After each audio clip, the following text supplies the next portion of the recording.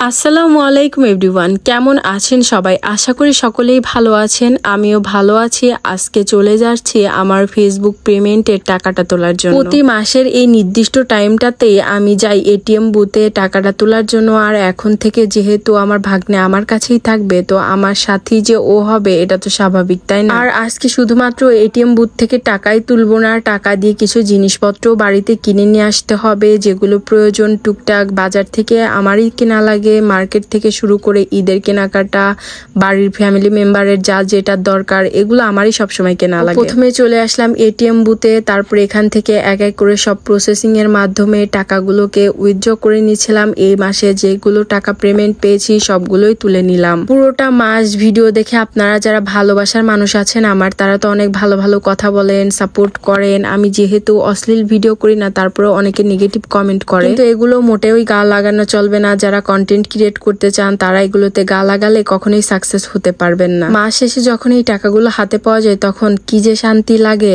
পুরোটা মাসের পরিশ্রম মনে হয় যে একদম সার্থক। আমি এখানে কত টাকা তুলেছি কেউ কি বলতে পারবেন? যদি বুঝে থাকেন যেখানে কত টাকা আছে অবশ্যই কমেন্ট করে জানাতে ভুলবেন না, দেখি কে সঠিক উত্তরটা দিতে পারেন। প্রতি মাসে পুরোটা টাকায় আমি তুলি না, কিছুটা রেখে দিই, কিন্তু এই মাসে যেহেতু কিছু কেনাকাটা করতে হবে বাসার জন্য, এই কারণে খুব ভালোভাবে সবটাই তুলে নিলাম আর ভালো করে দেখেও নিলাম। টাকাগুলো মাশাআল্লাহ ভাই সারাটা মাস কষ্ট করে তারপরে ইনকাম করেছি। নিজের ইনকামের টাকা দিয়ে যখন ফ্যামিলির জন্য কিছু কেনা যায়, নিজের জন্য কিছু কেনা যায়, ওটাতে আসলে আলাদা শান্তি থাকে। আর যে পরিমাণে গরম পড়ছে এখান থেকে একটা ফ্যানও কিনে নিয়েছি। ঈদের মধ্যে তো আম্মুর জন্য অনেক কেনাকাটা করেছি, তারপরও আবার 2-3টা কাপড় নিয়ে দিলাম যেন গরমের মধ্যে মেক্সি বানিয়ে পরতে পারে। একটা কাপড় বেশি দিন পরা আমার কাছে ভালো লাগে না আম্মুর ক্ষেত্রে। অনলাইন থেকে আমি একটা শাড়ি পারচেস করেছি, তার মধ্যে ব্লাউজও আছে, কিন্তু সেটা জর্জেটের আর ওটা বানাতে আমার অনেকটা দেরি হবে। এই কারণে আপাতত ইউজ করার জন্য এই ব্লাউজটাও নিয়ে নিলাম। অনেক হাই কোয়ালিটির ছিল আর আমার অনেক পছন্দ হয়েছে। আমি মার্কেটে আসলে আমার যদি কোনো কিছু কেনার থাকে তাহলে আমি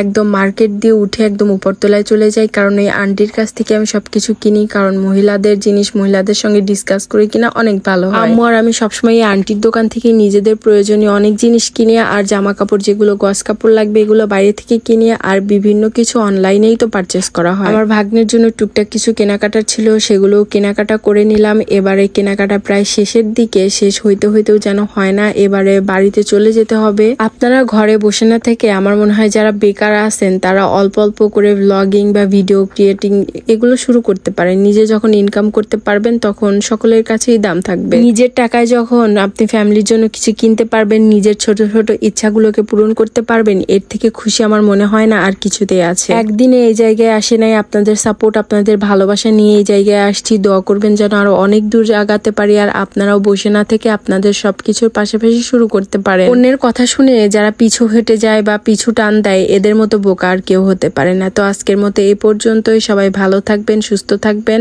আল্লাহ হাফিজ, টাটা।